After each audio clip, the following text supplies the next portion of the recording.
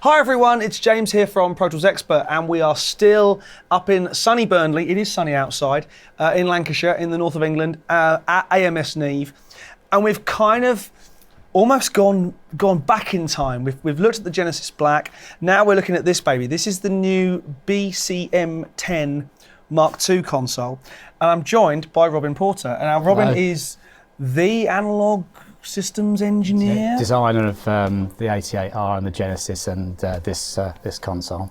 So we've kind of gone full circle back to a truly classic. Yes. I don't want to say vintage because Yeah. it could mean something else. But tell us a little bit about the BCM10 Mk2. Mark II.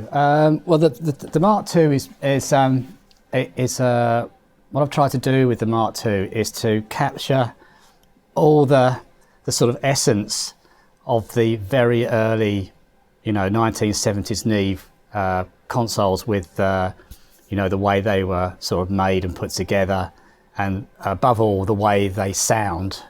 But tried also to try and make it so that it has more relevant features and facilities, sort of for modern day recording and mixing, really. But we've got all that analog loveliness of the 1073 pre and EQ, and it's a true classic Neve workflow all the way through. Yes, it's I've stuck truly to the Class A technology topology of the consoles. As you know, the Neve consoles, the early Neve consoles, the sort of from about 69 through to about sort of 78 were in a mixture, mainly Class A, and then moving on to a more Class AB type of sort of audio system, until of course we got on to the first of the IC based recording consoles. But this one, this is from the 1973 vintage era, recreated exactly how all the electronics is exactly the same, all the Class A amplifiers. So it's component to component, yeah, absolutely. Point. And also another very important part of it was that this is voltage mixing as well. There's it's a very subtle difference in the way voltage mixing reacts to current summing mixing. So I've stuck truly to the way that was done originally as well, because I believe that imparts not only the Class A sound of the console, but the way it mixes, and also the way the equalizer curves are, and the way in which the whole of the system is imparts how a proper old Neve console should sound and behave. So we're back to a totally modular design, to the point where we can take modules out, put stuff in, and it's happening in real time. There's no reboot or anything like that, because there's no computing power. One of the nice things about this was not having to deal with much software. That's always a bonus, certainly as a Pro Tools user. Yeah, they software in a lot of the large consoles like the 88R or the Genesis. There's nearly half of it can be software. You design a hardware platform, but then you put the software on it, and then as you go on, you develop it, and that it's a big discipline. Okay, with this console, it is much more hardware based, and it has a little bit of software in it to make it intelligent, but not to the point where you're starting to struggle going through menus and trying to have to setups and stuff like that. It's very much sort of the software's on the outside, and it doesn't hinder you whatsoever. It's almost like you wouldn't even notice it was there. So we've basically got a 10-channel inline console. A stereo bus. Well, it's a sort of not totally in line. In other words, it doesn't have a mini fader, Right. but it's got a second input, Right. which can be used sort of like a pseudo inline type of approach. Right. Okay, which it's usable, still with a tape machine if you want to use it with that, or you can use it with a Pro Tools or recorder, DAW, whatever you want to do. Really. But I mean, I look at this and I go, I know how to drive this. Yeah. Within minutes, Yeah. I would be up and running. Yeah. And behind you is just a thing of beauty. the EMI 4-track serial number 4. Yeah. And there's that is the Sgt. Pepper and the Revolver 4-track, isn't it? It's not just a similar one. It's the one. Yes, that's right. So, what a pairing! Yeah. I mean, between a beautiful, vintage yet modern, so all the reliabilities and all the loveliness of having a modern circuit or having a modern built machine with the classic circuit into a beautiful old 4-track. I mean, if vintage sound is your thing, it doesn't get better than this. Now, the guys here have got it hooked up with an Apollo and some a playback track that, trust me, we can't afford to play. Right. I think they're running a Beatles track. I've Got to Get You Into My Life was playing out earlier, Right. and I'd love to crank it up and let you guys hear it, but of course it wouldn't work like that. Right. But it's such a beautiful thing. Everything's where you'd expect it to be. But you were saying earlier that to say these particular consoles, I mean, Mike was saying that he used one of these in his Piccadilly radio days, one of the very early ones. Yeah. And it's it's a familiar place. It's a familiar place to be. Yeah, the original ones, they're very simple, and they don't have really very much going on in them. They're very easy. Those are very, very, very simple and easy to use, and they become a sort of a sidecar for a lot of people that do recording. Like a classic example of that would have been Daniel Lanois. Used one for some of his recordings, and dare I say it, I've actually seen one in Peter Gabriel's studio. Oops, moving on. Yeah.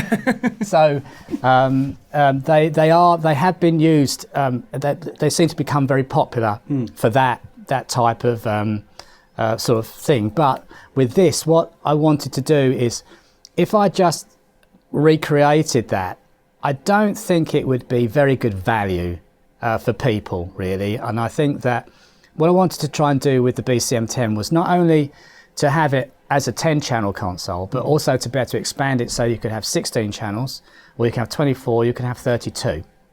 And then also expand it so that it's more able and easier to use, so that, for instance, an old BCM10, you couldn't really set up a monitor mix very easily and set up a cue mix very easily with it. These are the most basic things that you need to do when you're recording.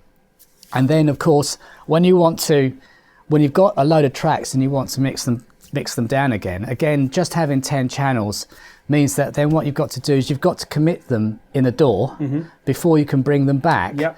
And so it's what I wanted to try and do is to be able to expand its mixing capability as well. So a 10 channel has got 20 inputs for mixing, and obviously a 24 would have 48. And I think, to my mind, a 24 channel console is perfect really for, a jobbing studio that does recordings, needs to set up some cue mixes, needs to set up a monitor mix. And then needs to be able to send the band away or the artist away, and then get on with the mixing and be able to use the console to do that. So that's really what I try to do fundamentally with this console. And I think with a BCM10, an old one, you wouldn't be able to do that. You could basically use it as a 10:2 mixer, and that was effectively it, really. But I would say literally just caught my eye, a very modern edition. Yes. 500 series slots. Yeah. Now, as we know from the last few NAMMs and Music Masters, 500 series is taking the world by storm. Yes. Again, yes. I think. Yeah. So to have the addition of that in your master bus section, the master bus, is Yeah. a stroke of genius. Yeah. Well, again, I looked around at sort of what I always get asked for, you know, whenever I do consoles and stuff, what people like and stuff like that. And one of the things is that they always get asked for a master bus compressor. And the reason why I do, as you'll probably know, is that people are familiar with other consoles that have them.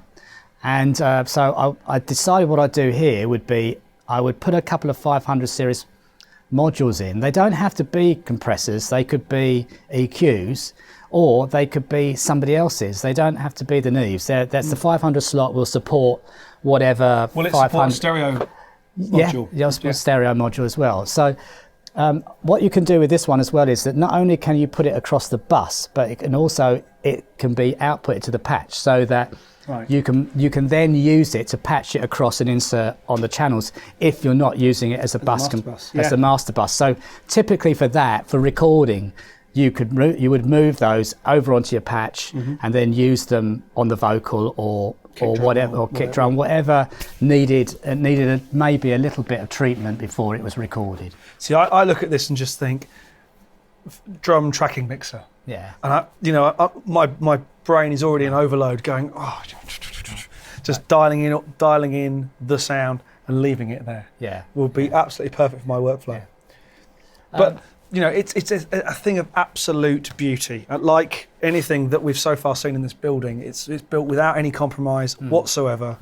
But you could be driving it in seconds. Yeah, well, that's one of the things that's most important, is that people feel comfortable when they use a piece of equipment. And sometimes it can be very high pressure because not only have you got to be the engineer that sets the levels and gets the balance and stuff like that, but you've also got to deal with the band and all the stuff that goes with bands and the egos and all of that. You've got to be able to sort out cue mixes for them, and they've got to be comfortable. Now, if somebody is wrestling with a piece of equipment and they're not comfortable, and then the rest of the session isn't very comfortable. Yep. I notice whenever I'm allowed to be in recording sessions that once everything's going and the levels are basically set and the balance is basically set, the console almost disappears. It doesn't disappear because obviously it's a huge, great big piece of equipment, but they then get down to why everybody's there, which is to argue about the music that they're recording, or to put the ideas in to be able to get what rather they need, than what they're hearing in their cans, and stuff like that. So to be able, I tried really hard with all the layouts to make sure that they look and they're easy and they're comfortable, and that people know where to go for stuff, and they don't need to start to read manuals. Because we don't. As creative people, we do not read manuals. Yeah. They're that thing that everyone prints up or puts on a website and gets ignored. Yeah. Until something goes wrong, and then you phone and scream and say, they said, well, it's in the manual. Yeah.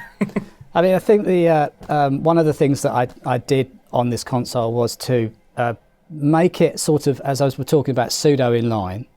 So it has what's known as a simple input. The simple input can go to the fader, the channel fader, or it can go to the cue mix bus. Okay. Now, in a recording situation, it's very easy for somebody to imagine that. Okay, so what I want to do is I want to record.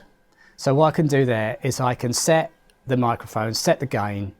Okay, and then I can send it out on the direct outs to the recorder, and I can have the direct outs either pre or post the insertion point. So there's no real reason why, if I want to record dry, I shift it to the pre the insertion. If I want to record it a bit wet with some processing on it, I can shift it post. Okay, so then you can have the track coming back.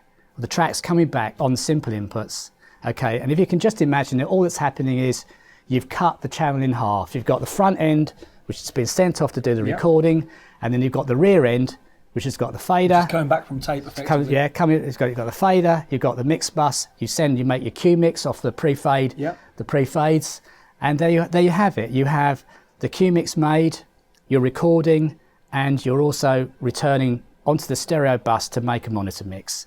Okay, just simply stopping the recorder and then getting the people to come in and have a look. Just press the recorder and the monitor mix is straight there as you had it, and to say, what do you think? There's no give us a sec. That's right. Yeah, it's the same sort of philosophy as you get with inline type of things, but just done a bit more simply for the engineer.